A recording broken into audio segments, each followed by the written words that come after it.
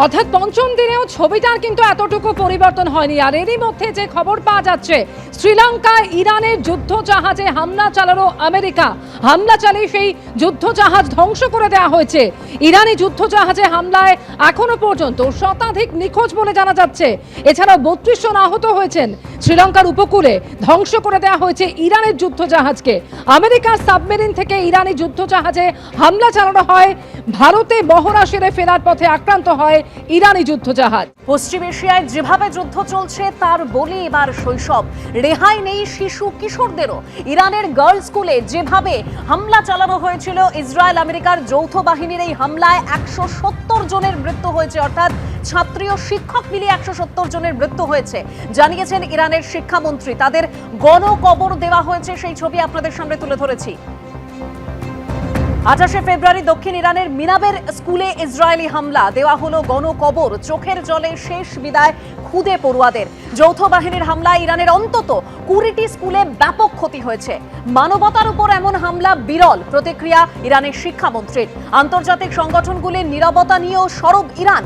ভয়ঙ্কর হামলার পরও ইরানিদের মনোবল ভাঙেনি, মন্তব্য ইরানের শিক্ষামন্ত্রীর। একটি গার্লস স্কুলে হামলার খবর স্বীকার আমেরিকার।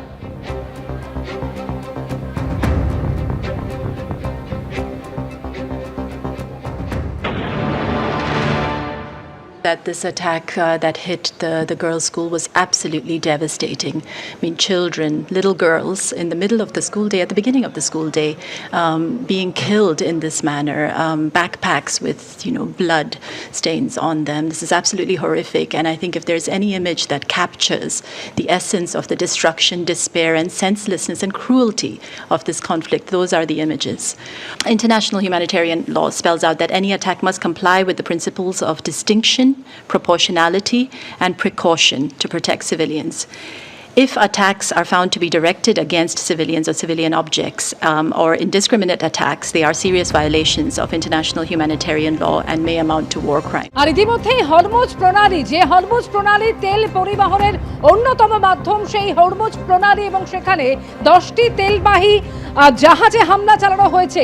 ইরানের নিষেধাজ্ঞা উড়িয়ে হরমুজ প্রণালীতে ঢোকার জের এবং 10টিরও বেশি তেলবাহী জাহাজে হামলা চলেছে। Output. Trading sources have told Reuters that several tanker Iran लगातार स्ट्रेट ऑफ हॉर्मुज पर जो वहां से शिप गुजर रहे हैं उनको टारगेट करने का प्रयास कर रहा है। इसके माध्यम से ईरान अमेरिका के ऊपर दबाव बनाने की भी कोशिश कर रहा है, उन तमाम देशों के माध्यम से जिनके ऊपर एनर्जी का असर पड़ने वाला है आने वाले दिनों में, क्योंकि एक बड़ा संकट आ सकता है दुनिया भर के कई देशों के सामने। जो कच्चे तेलों का सप्लाई का सबसे बड़ा रूट ये स्ट्रेट ऑफ हॉर्मुज है और इसीलिए ईरान यहां पर लगातार हमले कर रहा है। क्योंकि आप देखिए ईरान की तरफ से जो हमले इजराइल की तरफ किए जा रहे हैं उसमें उसको ज्यादा सफलता नहीं मिल पा रही है। ईरान को सफलता पश्चिम एशिया के देशों पर हमला करने में मिल पा रही है, स्ट्रेट ऑफ हॉर्मुज पे शिप पर हमला करने में उसको सफलता मिल पा रही है। तो इसीलिए ईरान अब अपने आसपास के इलाकों पर ज्यादा हमले की कोशिश कर रहा है, जहां अमेरिकी सैन्य ठिकाने हैं या फिर जहां पर इजराइल के बहुत सारी चीजें स्टेक पर लगी हुई है। तो इसीलिए ईरान अब यहां पर कई शिप को लगातार टारगेट कर रहा है। देखना यही होगा कि इसका विकल्प क्या निकलता है, क्योंकि अगर ये बहुत लंबा चला चंदन तो इस जो असर है वो बहुत सारे देशों पर पड़ेंगे, आम लोग इससे बुरी तरह से प्रभावित होने वाले हैं। হরমুজ প্রণালীতে জাহাজ ঢোকায় 10টিরও বেশি তেলবাহী জাহাজে হামলা চালানো হয়েছে। অন্যদিকে লেবাননে ফের এয়ার স্ট্রাইক ইসরায়েলের। হিজবুল্লাহর ঘাঁটি লক্ষ্য করে আকাশপথে ড্রোন হামলা এয়ারফোর্সের। হিজবুল্লাহর অন্তত 250 আস্তানা ধ্বংস করে দেওয়া হয়েছে, এরকমই তেল আবিবের তরফে দাবি। বিশেষ প্রতিবেদন তুলে ধরেছেন আমাদের প্রতিনিধি বিশাল পান্ডে।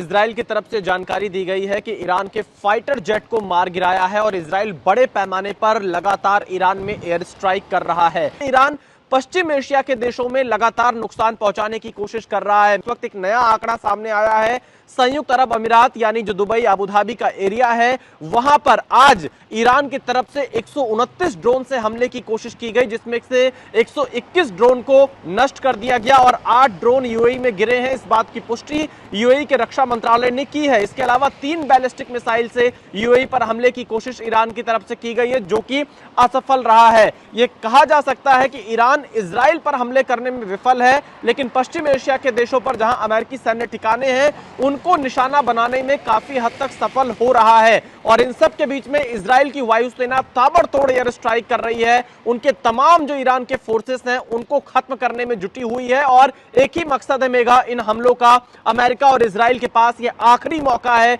ईरान में तख्ता पलट करने का, रिजीम चेंज करने का। अमेरिका इजराइल की पहली कोशिश यही है कि ईरान जहां से ड्रोन हमले लॉन्च कर रहा है, जहां से मिसाइल हमले लॉन्च कर रहा है, उन जगहों को ही खत्म किया जा सके ताकि ईरान की ताकत को कम करे और ईरान में तख्ता पलट के रास्ते पर अमेरिका आगे बढ़ पाए। लेकिन ईरान ने इतनी जगह से मिसाइलें लॉन्च कर रहा है कि 28 फरवरी से अब तक पूरी तरह से अमेरिका और इजराइल ईरान के मिसाइल लॉन्चिंग सिस्टम को खत्म नहीं कर पाए हैं। वो आज भी एयर स्ट्राइक के माध्यम से लगातार जारी है। और अब से थोड़ी देर पहले ही इजरायली वायुसेना ने बड़े पैमाने पर हमला किया है, वहां की बसीज फोर्स के ठिकानों पर हमला किया है, जो कि प्रदर्शनकारियों को हमने देखा था पिछले दिनों में किस तरह से उनके साथ सलूक किया था, उनको बुरी तरह से मारा पीटा था बसीज फोर्स ने, उनके ठिकानों पर भी हमला किया है जो कि ईरान की इंटरनल सिक्योरिटी को देखती है। तो अमेरिका और इजराइल हर उस इलाके पर हमला कर रहे हैं जिससे उनका रास्ता साफ हो सके, ईरान में वो तख्ता पलट कर सके। और लेकिन इसमें कितना वक्त लगेगा यह कहना बहुत मुश्किल है।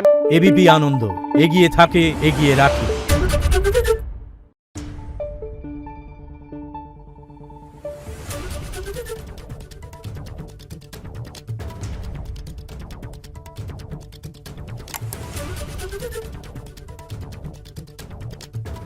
Thank you.